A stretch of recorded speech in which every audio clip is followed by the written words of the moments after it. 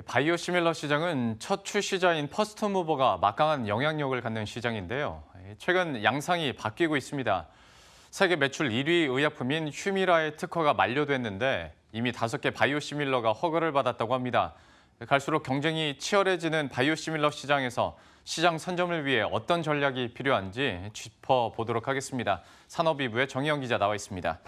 휴미라 얘기 한번 해볼까 하는데요. 세계 1위 의약품이기도 하고 현지 시간으로 15일에 특허가 만료되면 당연히 바이오시밀러 시장은 좀 들썩들썩할 것 같은데 현재 상황이 어떻습니까?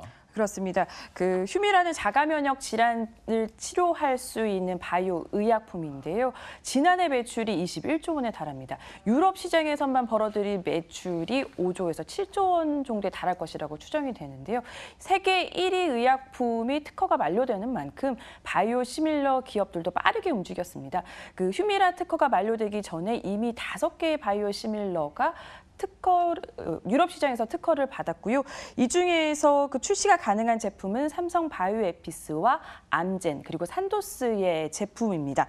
현재 시간으로 16일 암젠과 산도스는 바이오 시밀러를 출시했고요.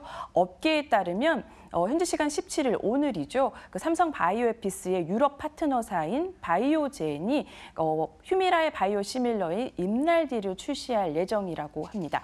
앞서 말씀드렸듯이 휴미라의 유럽 시장 점유율이 최대 7조 원에 달하는 만큼 휴미라 시장 점유율을 10%만 가지고 온다고 하더라도 연간 매출이 7천억 원에 달합니다. 그렇기 때문에 세계 기업의 시장 선점 경쟁은 앞으로 더 치열해질 것으로 전망됩니다. 네, 아까 허가는 5개 기업이 받았다고 했잖아요. 근데 출시는 왜 3개 기업이 받은 겁니까? 그렇죠.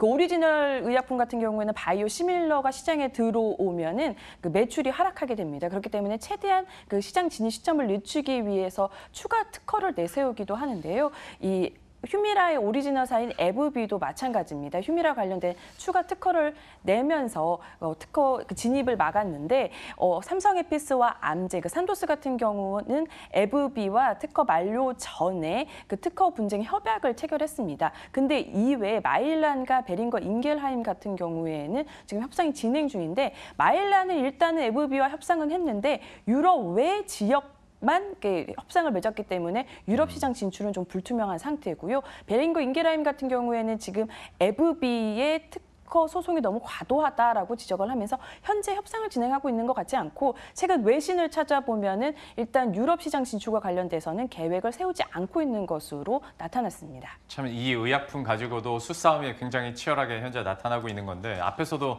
퍼스트무버 얘기를 했지 않습니까? 그런데 이번에는 허가 만료되고 나서 거의 동시다발적으로 이렇게 나오다 보니까 과연 퍼스트무버의 어떤 효과랄지 의미가 있을까 싶기도 하거든요. 분위기도 함께 전해주시죠. 네.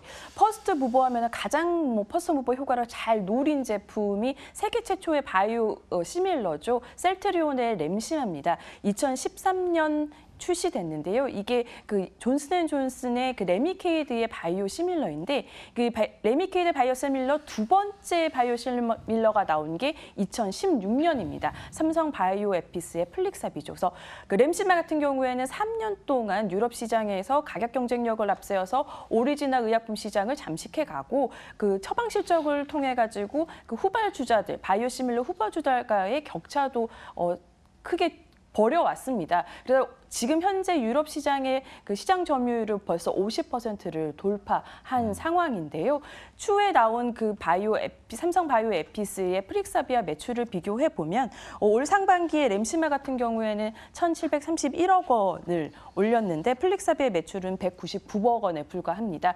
플릭사비 같은 경우가 렘시마보다 가격이 좀 더 낮게 책정돼 가지고 판매되고 있지만 아직까지도 이 가격 매출 차이가 큰 것으로 드러났습니다. 따라서 앞으로 업계에서는 이런 렘시마와 같은 이런 퍼스트무버의 효과는 점점 사라질 것이다라고 보고 있는데요. 예. 이미 블록버스터급으로 보이는 바이오 의약품 같은 경우, 아바스틴 등 이런 바이오 의약품 같은 경우에는 특허 만료 시점에 맞춰서 바이오 시밀러 기업들이 이미 연구 개발에 나서고 있기 때문에 앞으로 이런 렘시마와 같은 효과는 줄어들 것이라고 보고요. 업계에서는 이렇게 바이오 시밀러 시장에 퍼스트무버가 없는 만큼 차별화된 마케팅이나 영업 등이 시장 선점의 중요한 요소가 될 것으로 평가하고 있습니다.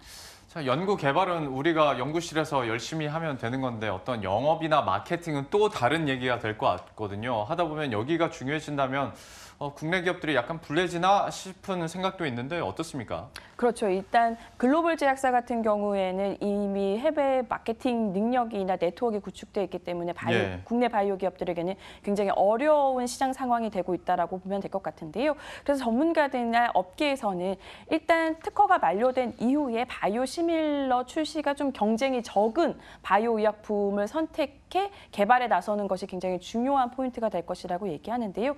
따라서 그 회사의 정보력은 물론 앞으로 기업과 눈치 싸움은 치열해질 것으로 보이고요.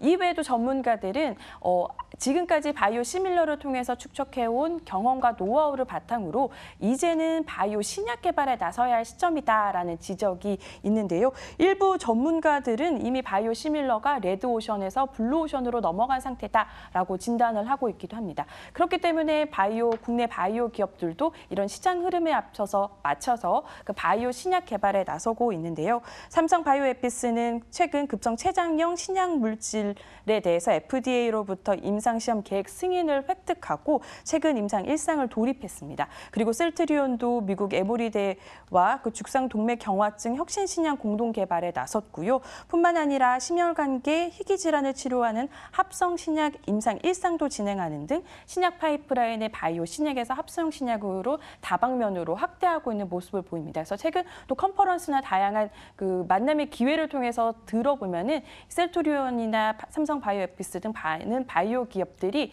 바이오 벤처와의 협업을 통해서 신약 파이프라인 확대에 많이 주력하고 있는 모습을 보이고 있었습니다. 예. 지금까지 정희영 기자와 함께했습니다. 고맙습니다.